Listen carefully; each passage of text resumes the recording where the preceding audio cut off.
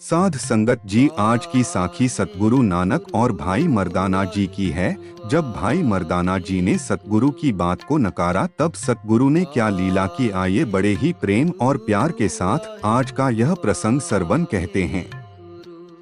अक्सर इंसान इसी चिंता में जीवन गुजार देता है कि अच्छी नौकरी कैसे मिलेगी, शादी कहाँ होगी और धन कैसे आएगा, जीवन यापन कैसे होगा। ऐसे प्रश्नों का उत्तर देते हुए श्री गुरु ग्रंथ साहिब कहते हैं, माँ के पेट के जल में उस प्रभु ने हमारा 10 द्वारों वाला शरीर बना दिया, यानी 2 कान, 2 आँखें, 2 नसिकाएं, 1 गुदा, 1 लिंग और 1 तालु खुराक दे के माँ के पेट की आग में वह हमारी रक्षा करता है।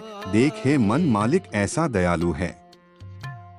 इसका भाव यह है कि माँ की पेट की भीषण गर्मी में भी परमात्मा उस जीव का पालन पोषण करता है। कछुआ पानी में रहता है, उसके बच्चे बाहर रेत पर रहते हैं। ना बच्चों के पंख है कि उड़ के कुछ खा लेना कछुए के धन है कि बच्चों को दूध पिलाएं, पर हे जीव आत्म मन में विचार कर देख, वह सुंदर परमानंद पूर्ण प्रभु उनकी पालना करता है। पत्थर में कीड़ा छुपा हुआ रहता है, पत्थर में से बाहर जाने के लिए उसका कोई रास्ता नहीं, पर उसको पालने वाला भी पूर्ण परमात्मा है। धरना कहता है, हे जीव आत्मा तू भी ना डर। श्री गुरु ग्रंथ साहिब की इस वाणी से हमें यह शिक्षा मिलती है कि जिन परिस्थितियों में रहने की जीव सोच भी नहीं सकता, वहाँ भी परमात्मा अपने पैदा किए हुए जीवों की पालना कर रहा है। तो हम काहे को डरे, सब करतार ठीक करेंगे। सतनाम श्री वाहेगुरु। इस वाणी से संबंधित एक बहुत ही प्रेरणादायक साखी है, आइए वह सुनते हैं। एक व्यक्ति गुरु के लंगर में रोज अमीर और गरीब लोगों को प्रसादा खिलाता था। एक दिन वह लंगर में लोगों को प्रसाद देता हुआ सोचने लगा, मैं कितने लोगों को रोज खाना खिलाता हूँ, तभी प्रसाद खा रहे। एक व्यक्ति ने उसको कहा, भाई जी थोड़ी दाल मिलेगी। भाई जी ने बड़े घमंड से कहा, क्यों नहीं मिलेगी, भाई जी के राज में सबको पूरा पेट भरकर खाना मिलेगा। मेरा पूरा भंडारा भरा हुआ है, जितना चाहो उतना खाओ, राज करो मेरे राज में। यूं ही चलता रहा, भाई जी का घमंड बढ़ता रहा। खाओ खाओ भाई जी के राज में, खाओ भाई जी के राज में, किसी का पेट खाली नहीं रह सकता, खाओ। एक दिन वह सो रहा था, उसके सपने में गुरु जी आए और बोले, आज एक जरूरी काम है, चलो मेरे साथ। गुरुजी उसे एक बहुत ऊंचे पहाड़ पर ले गए। वह इतना ऊंचा पहाड़ था कि वहां सांस लेने में भी मुश्किल हो रही थी। चारों ओर बर्फ थी, ठंड के मारे भाई जी की जान निकली जा रही थी। उसने गुरुजी से कहा, गुरुजी ठंड के मारे जान निकली जा रही है और सांस लेने में भी दिक्कत हो रही है।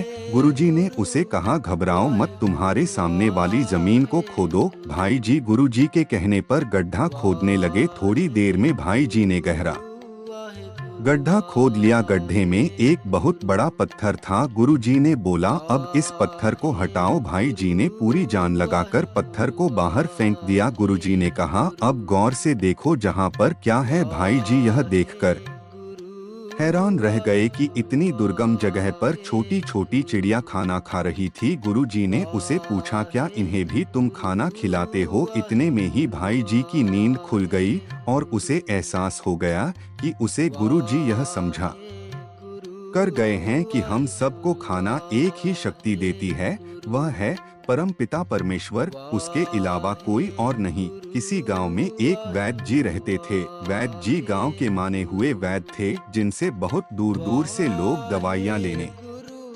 आते थे।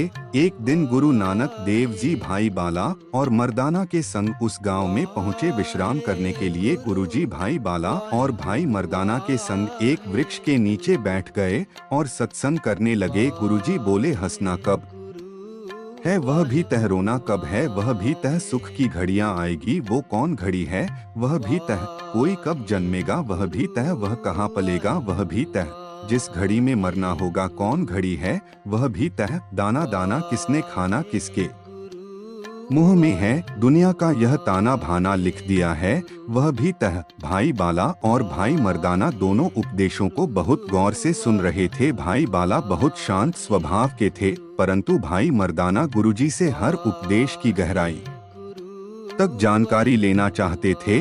गुरुजी, इंसान कब हंसेगा कब रोएगा, क्या यह पहले से ही तय है?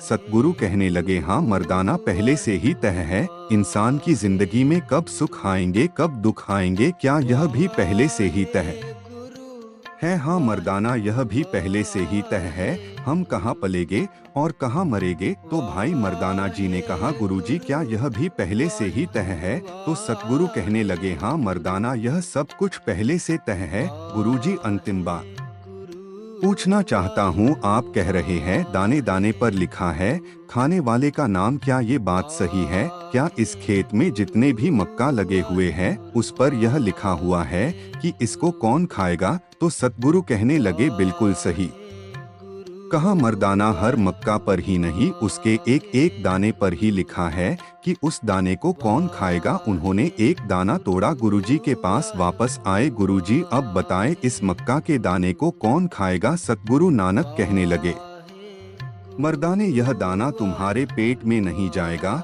तो भाई मर्दाना ने कहा, गुरुजी कैसी बातें करते हो? दाना मेरी हथेली पर है, शारीरिक रूप से मैं ताकतवर हूँ और मुझे भूख भी लग रही है, और फिर भी आप कह रहे हैं ये दाना मेरे पेट में नहीं जाएगा।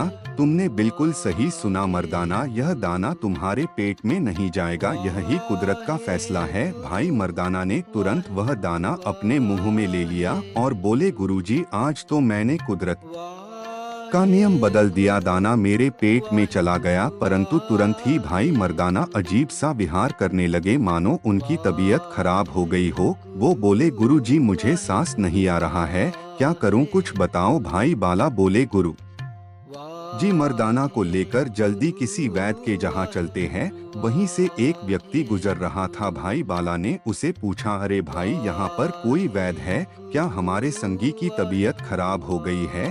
तो उसने कहा, हाँ उस और चले जाओ, वहाँ पर एक बहुत मशहूर वैद्य है। तो जब वह वहाँ पहुँचे तो वैद्य ने कहा कि क्या हुआ? तो भाई मर्दाना जी ने कहा, वैद्य जी मुझे सांस लेने में बहुत दिक्कत हो रही है, आप कुछ कीजिए। तो वैद्य ने कहा कि क्या खाया था तुमने?